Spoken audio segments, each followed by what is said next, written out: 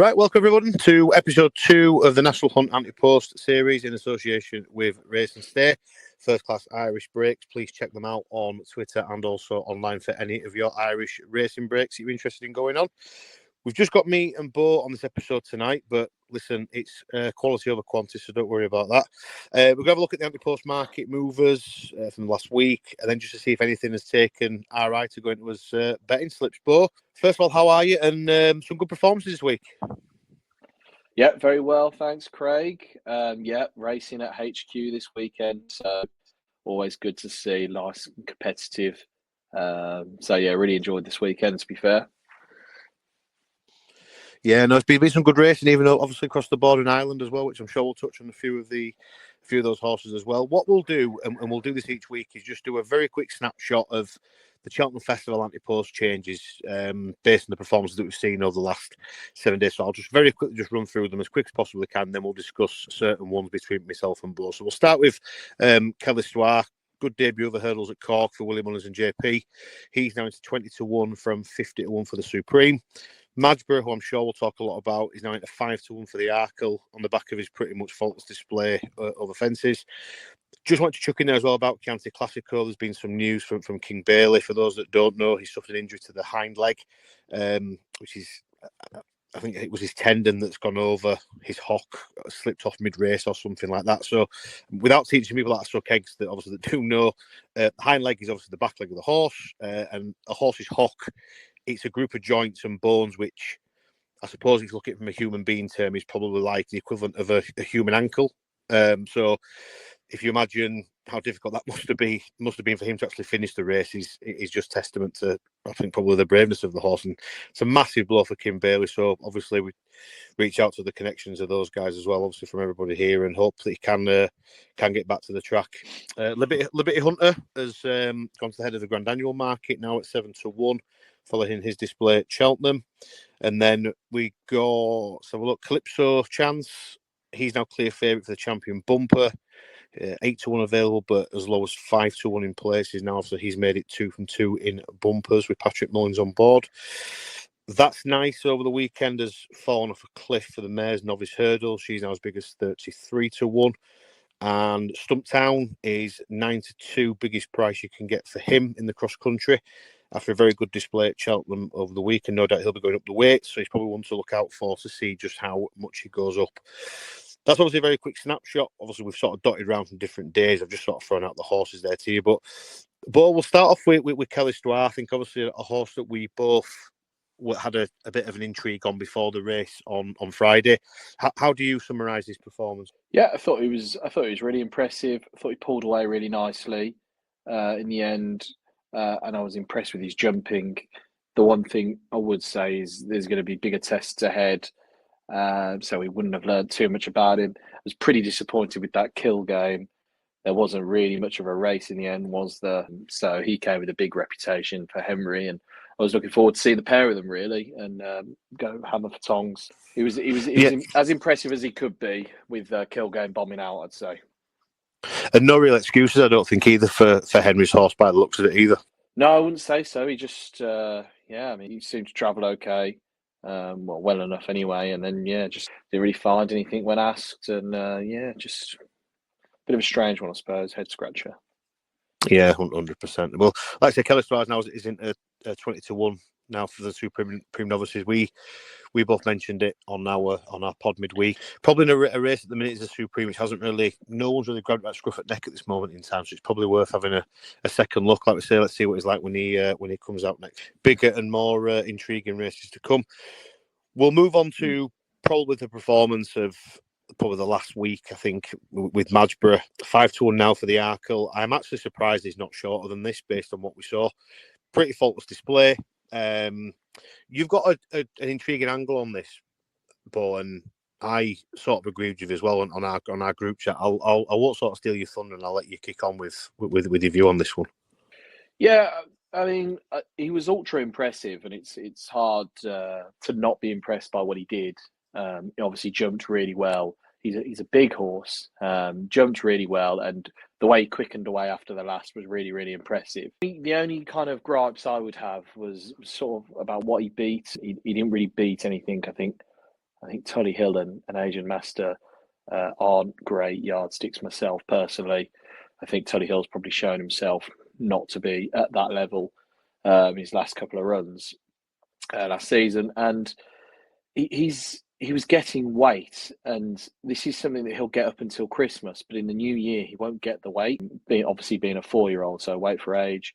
So when he comes into an Arkle at the Cheltenham Festival, he's going to be racing sort of 6-year-olds, maybe 7-year-olds, whatever, that are much stronger and are sort of physically. Whereas, and he's going to be racing off level weights. So I think that's a big ask myself. I think there's a reason why not many 5-year-olds have won the Arkle previously. So it's just something to be aware of. I think he's rather short, but yeah, as I said, it was a pretty breathtaking performance. But I just have that hang up there about the weights and the swing of the weights as well.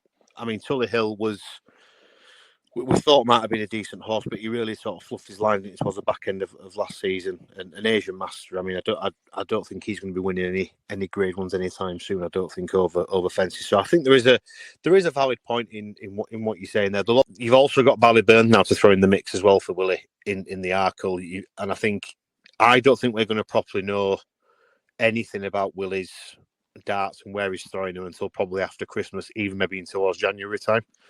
I think I'd still edge on the side of caution over backing any of Willie's. I think I'd even say before the turn of the new year. I'd be even say, look, I'd probably say see what happens next time out with some of these horses, and then just try and roll them up rather than try and back rather than put a bet on them now. Yeah, I mean, I saw a lot of people on Twitter talking about, that sends Ballyburn up to the Browns. I think it has absolutely no bearing on Ballyburn. Paul Townend, I mean, Majborough is going to be Mark Walsh's ride regardless. So whatever Ballyburn does, it doesn't really affect Majborough in terms of the jockey booking. So I'm sure Paul Townend would want a top class one in the 2 mile and a top class one in the 3 mile. Looks like that could be Ballyburn and Dancing City or any host of horses in the 3 mile. And the other thing I just like, so Majborough was getting £6 from Tully Hill. And Tully Hill didn't really jump that great all the way around, jumped out violently to his left quite a bit, which obviously going right-handed wasn't too much of a help. He was only beaten 6.5 lengths, and coming up towards the last, he wasn't exactly out of the race. So just a word of caution, but the way he quickened away was very impressive, and I can see why the bookies have shortened him. Yeah, totally agree. Totally agree with everything you just said there. We'll move on to Stumptown now. He's coming to 9-2 for the cross country. I think all eyes for me is obviously clearly going to be on the weights with him, isn't it? Really, as to how far now he does get put up. Yeah, exactly that, and it's going to be a really difficult race to Ante Post betting this year. Purely from the point of view that obviously it's now a handicap. I just wonder, has he shown too much to the handicapper? He won it so smoothly. You just wonder if maybe there'll be another horse that's finished down the field that will get a few pounds shaved off that will actually be better off at the weights come March. Because I'm sure these trainers are going to be plotting horses up for the March race. So you look at the likes of Gordon's definitely going to be looking at March and trying to shave a few pounds off some of his horses to give them a fighting chance. So yes, it was very impressive, but you wouldn't want to be taking the price now. I mean, he's 9-2, as big as 9-2. I think he's about 3s, 7-2 generally, something like that. You won't want to be taking that without knowing what the handicapper's going to do. Yeah, and I think not only that as well, Bo, but I mean, with how competitive now it's going to be, given the fact it's a handicap as well, surely you'd imagine that you're going to probably get bigger on the day than 3-1. I can't imagine it going any shorter than 3. Well, yeah, that's my play on it, to be honest. He's probably one I'm going to leave alone. Depending on how the rest of his season goes or what they do with him, he might be one that I'll look to add on the day. But yeah, I mean, to me at that price, I'm just going to leave him because I think, as you say, I think there's a very good chance he'll be a bigger price. Yeah, I don't think I'll be getting involved in that race at all. I don't think Ante Post this year. I'll be truthful. I think it's an absolute minefield. I think there's so many variables this year now. It's become a handicap. It's almost chucked the Ante Post out the window for me as a cross country. Yeah, I don't blame you. I'm interested in Vanilla there that finished 9th. I think keep an eye on that, but yeah, I'm not going to get involved in the winner at that price. Yeah, we'll touch on a horse that ran today, Calypso Chance. He's obviously clear favourite now for the champion bumper. I must admit, I was quite impressed by him today. I thought a lot went wrong during the race, and he still managed to come obviously around the outside of the other horses and win going away. Patrick obviously doing the steering, which has raised quite a few eyebrows amongst everyone on Twitter, saying, "Well, how's he managed to get the Jigginstown ride for Gordon?" But that to one side. How impressed were you by him today? Yeah, I thought he was good. The way he had to come around them all, I thought it was impressive, and he pulled away nicely. I don't really know what to make of the bumper picture at the moment, to be honest. I'm not sure if this is Gordon's best. I don't know. There's obviously been loads of rumours been going around about different horses. Calypso Chance has definitely put his head in the picture as being Gordon's best, and I'm just trying to think of other names that he might have at home. But he was ultra impressive on his first run, and yeah, he was very impressive again today. I'm just not sure whether that's going to be Cheltenham bumper form. I mean, beating this heads up by 4.5 lengths, and Classical Creek, who does look like a boat, he looks like a very slow horse. I just have question marks about it, but it's easy to say that when you've not seen anything else come out. So I mean, we've seen nothing from Willie's yard yet to really get you excited. I just wouldn't be taking the price about him now, to be honest. You said do you say 5-1? I think he's around 8-1. You can still get if you really look for it. Right, 8-1, yeah. We'll see where he goes next. But no, it's not a bet that I'm going to take at the moment. I was sceptical about Paddy being jocked up. I didn't really know what was going on there, and I'm surprised if it is Gordon's best. Why would Gordon let Paddy sit on his best? I just don't know what's going on there, to be honest. I don't know if the O'Learys have got involved, but I'm not going to try and work it out too much. If you look at it too much, 2 and 2 can probably equal about 9 if you're not too careful. Like you say, there's a lot of question marks against as to why, like you say, why would you let him sit on your main horse? Obviously, you're almost giving him a steer as to where your deck is really, aren't you, in your cards? But yeah. I mean, obviously, it might be worth mentioning. Obviously, we are on the Ante Post series. The horse, obviously, that we were discussing the other day, we'd sort of been not given a tip for it, so to speak, but the horse from Willie's, Drop a Threat, which is also a Jigginstown horse. Yeah. I think that's currently sat at 40-1. So that's probably one that we both would probably want to mention to listeners as to have a little look at. There's things online. We'll put a few things out as well. Obviously, it's been very well touted from its point to point, and I think it's as big as 40-1 at this moment in time. So it's definitely one to have a look at. Yeah, I think the thing to do with Willie's horses is to look for the entries over Christmas, because that's when he enters his good ones. So look for St. Stephen's Day entries and just see what names you can see there and have a look at the market and their form from there. If Drop a Threat's entered in any of them Christmas bumpers, then he's definitely one you want to put in your notebook. And is there any other horses that's caught the eye both from you in terms of maybe further on down the line, maybe a handicap horse or anything for one of the big races? Well, do you know, I was really looking forward to seeing that Isio Madrick. He was a horse that I was very intrigued by. Drifted on the day out to 7-1. That was in the cross country that Stumptown won. I was very interested to see what he was going to do. Obviously, was with David Park for a little while, so had English form, albeit not very good.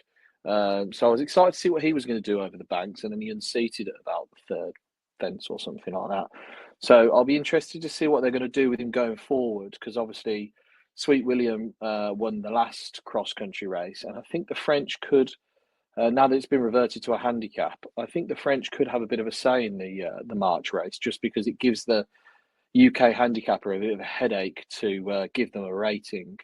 I mean, I think Sweet David was something like £13 out the handicap when he won, something like that.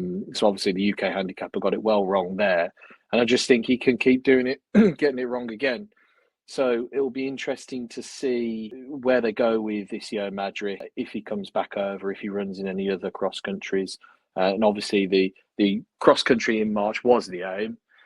Just interesting to see if that's the aim now. The only horse that has caught my eye again, and I'm sort of looking at whereabouts it may feature down the line, but in the 3 mile handicap, or 3 mile 1 handicap chase, it was Transmission that finished second to Haiti Couleur, I think how you say it. He seems to be improving all the time over fences. Finished second to Highland. I mean, Highland absolutely destroyed him, to be fair. I think that was his second chase start. But he kept on really well, just couldn't get to the winner that did look quite impressive and jumped really well in front. But he was conceding weight to the winner. I'm just interested to see where they sort of see him going forward. He's rated now 132, which is the same rating he actually achieved over hurdles. Obviously, he's only had four chase races, finished second twice and won twice. So he's just a horse I'm going to keep my eye on for some of the big staying handicaps between now and the end of the season.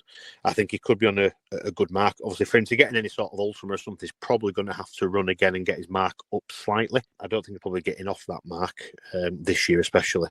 But he's one that definitely caught my eye over the weekend. Any ones that you've put into your Ante Post books? Because I've only got one. Yeah, there is one. It's my Ante Post tip. I don't know if that's where we're looking now. Yeah, you can do. But I'll happily give you that.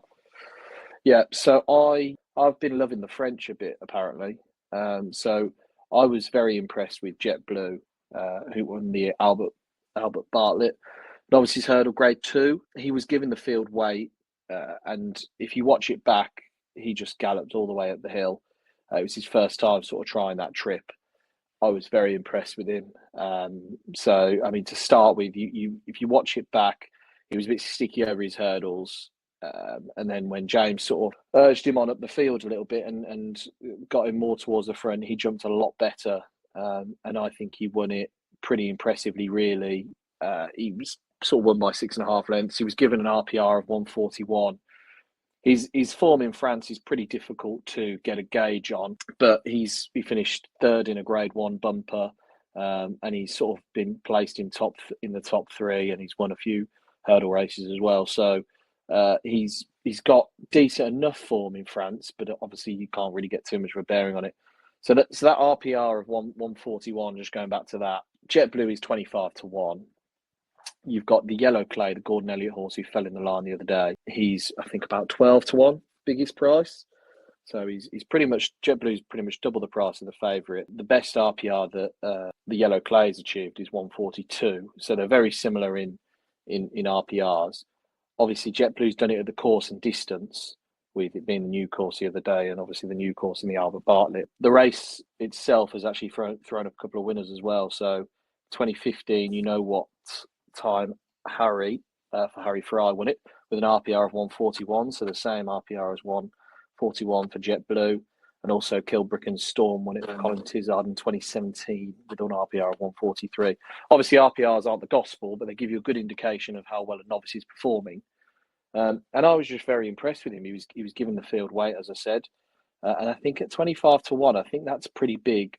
The trainers already said that they're going to aim him at the race in March, so you know that's where he's going to go. And he's sort of, that was his first run for the trainer. He sort of switched not that long ago to David Cotton, and I think he's going to eat some improvement out of him as well. So I think he's got a bright future.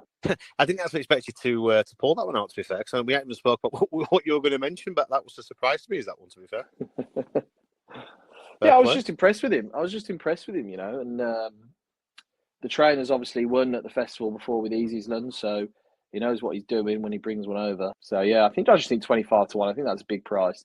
I think it's a bit difficult at the moment. We're quite far out, so you've got to try and pinpoint horses that are going to go to certain races. And this horse, barring an injury, is going to go to the race. So I think 25-1 is just a big price. No, listen, fair enough. Like I said, just wasn't expecting it. It's been an interesting listen. My horse that I'm going to throw in here is a tip for the Leopardstown Christmas Hurdle. I was looking through some of the Leopardstown sort of Ante Post markets for their Christmas festival, and one horse that jumps out, and it's for two reasons. One, it won its last race, but the second is because I just think this field's going to absolutely capitulate in terms of who's actually going to run in it. And it's home by the Lee for Joseph O'Brien. It's currently 100 to 30, second favourite. Tiupu is currently the favourite, but he's definitely not going to be going there. You then got Bob Ollinger, who home by the Lee beat quite convincing the last time out. You then got the Wall Park, Hewick, Brighter Days Ahead, Steering for Lons, Noble Yates, and then you're going into your 12, 14-1s. I just think, Joseph's already pinpointed this race as where he's going to be going next as they sort of map out the path to the Stayers Hurdle. He won the Lismore Hurdle, I thought, really well. It was nice to see him come back to a decent bit of form, and I think Bob Ollinger were quite well fancy, something like 11-8 on the day. But Home by the Lee really just put him to the sword, and I don't think Home by the Lee is going to have much to go at against in this race. So I think 130 come the day. It's on Saturday, 28th of December is the race. So what's that, a couple of weeks away? I think you could be looking at possibly a 7-4, 13-8 shot. So for me, I'm not saying stick it in as a massive single, but obviously by all means, if you want to do that. But I'll definitely be putting him in with a couple of maybe roll-up bets for the festival later down the line at 130. Yeah, I think it's a good bet. The only word of caution I'd say is the last time they met, Bob was giving him £5, and obviously they're off levels now. Might have been a different story that day off levels, but this is definitely a race that Joseph will be pinpointing, and probably has pinpointed from a long way out, I would think. Yeah, I'm not. I mean, I haven't actually seen the plans, but I don't even know what the plan is for Bob Ollinger in terms of going forward. I don't know what. I mean, I would have expected that Henry would have probably wanted to be winning that Lismullen Hurdle if he had any aspirations to be going on, even though he was giving, like I say, weight away to certain horses. I still think he probably would have thought he would have wanted to win that race in order to make sure that he had a horse to go to war with in some of the bigger races. So again, I don't know what the plans are for them. I just know that the plan obviously for Joseph is to take Home by the Lead to that race. So I just think from that point of view alone, I think you're in on a good angle, and like I say, he's beat Bob as already, but albeit yes, he got some weight, but I think he'll be more than ready for him next time out as well. It'll be interesting what they do with the Wall Park, because I saw an article where Gordon was saying that they're going to aim him at top staying races. So that'll be interesting, because I did earmark him as a per temps horse. But if they're gonna try and run him in all the best sort of races, that would mean the stayers. So at Cheltenham. So yeah, it'd be interesting what they do with him, unless they just sort of run him out the back and try and shave a few pounds off. Yeah, we were surprised now that JP's obviously taken over the silks, but not that I'm insinuating anything, of course. But there you go. Right, but thanks very much for jumping on, mate. Again, obviously, hope everyone's enjoying these sort of Ante Post series. Please make sure that you are subscribing to YouTube, following us on the Apple Podcasts, and yeah, by all means, fire in some questions if you want to do it on our Twitter, and we'll answer what we can for you all. But apart from that, we'll catch up again next week. We'll have our review show as normal, and happy punting as always. Cheers, guys.